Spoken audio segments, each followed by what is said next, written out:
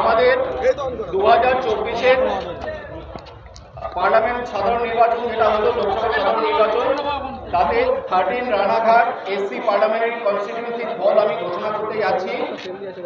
এইখানে আমাদের ভারতীয় জনতা পার্টির পক্ষে প্রার্থী শ্রী জগন্নাথ সরকার, পিতা স্বর্গত ভীমচন্দ্র সরকার, উনি বিজয়ী হয়েছেন। উনি মোট ভোট পেয়েছেন 7,82,396, 7,82,396, এবং ওনার নিকটতম প্রতিদ্বন্দ্বী মুকুটমণি অধিকারী অল ইন্ডিয়া তৃণমূল কংগ্রেসের পক্ষ থেকে ক্যান্ডিডেট ছিলেন, তিনি পেয়েছেন 5,95,497, 5,95,497। আচ্ছা, শ্রী জগন্নাথ সরকার তার নিকটতম প্রতিদ্বন্দ্বী শ্রী মুকুটমণি অধিকারীকে 1,86,899 ভোটে পরাজিত করে দিয়েছেন।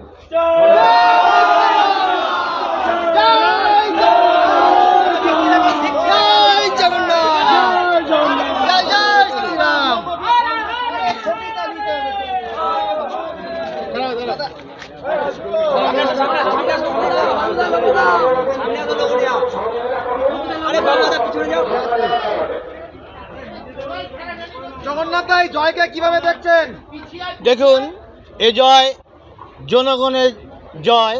এ জয় সাধারণ মানুষের সঙ্গে যতটা মিশতে পেরেছি, এবং আজকে আমি বলবো গ্রাউন্ড লেভেলের মণ্ডল স্তরের যে কার্যকর্তা কয়েকজনকে নির্ভর করে এবং বুথের কার্যকর্তা যেভাবে আমার সঙ্গে সাথ দিয়েছে তা স্মরণীয়, এবং আর এই জয় তাদের উদ্দেশ্যে আমি উৎসর্গ করলাম।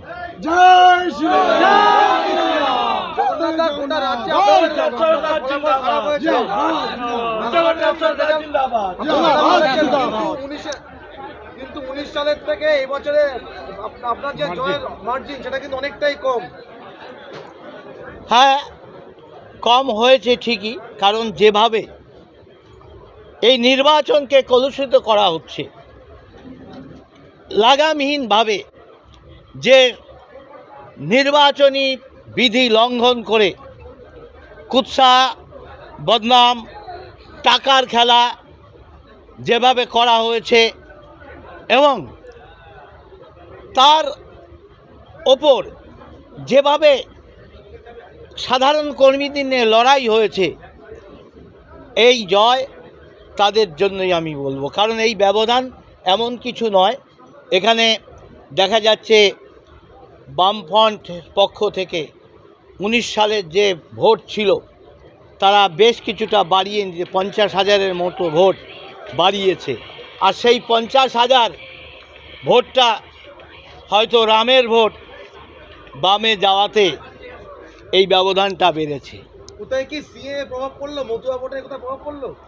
আমার মনে হয় না মতুয়া ভোটে খুব বেশি প্রভাব পড়েছে। মতুয়া ভোট অতীতেও বিজেপির সঙ্গে ছিল, এখনও বিজেপির সঙ্গেই আছে। সিএর প্রভাব পড়েছে কোথায়? সীমান্তবর্তী এলাকা। সিএ যে আইনটা হলেও কার্যকরী ঠিকমতো না হওয়াতে শেষ মুহূর্তে, বিশেষ করে আমাদের এখানে হয়েছে কলকাতায় লাস্ট ভোটের আগে সিএ এখানে কার্যকরী হলো, অর্থাৎ ভোটের রেজাল্টে আমরা লাভ পাইনি।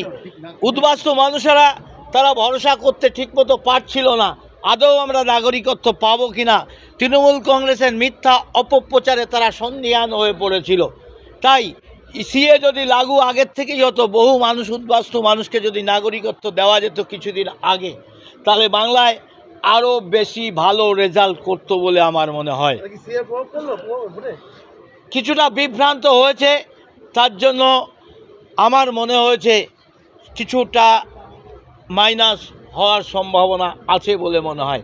এছাড়া পরবর্তীকালে বুথ ওয়াইজ রেজাল্ট আমরা যখন বিশ্লেষণ করতে পারবো, তখন হারের বা পিছিয়ে কিছুটা পড়ার কারণ আমরা খুঁজে পাবো। তবুও বলা চলে সারা বাংলার রেজাল্টের তুলনায় রানাঘাট লোকসভা নিশ্চিতভাবে অনেক ভালো রেজাল্ট করেছে।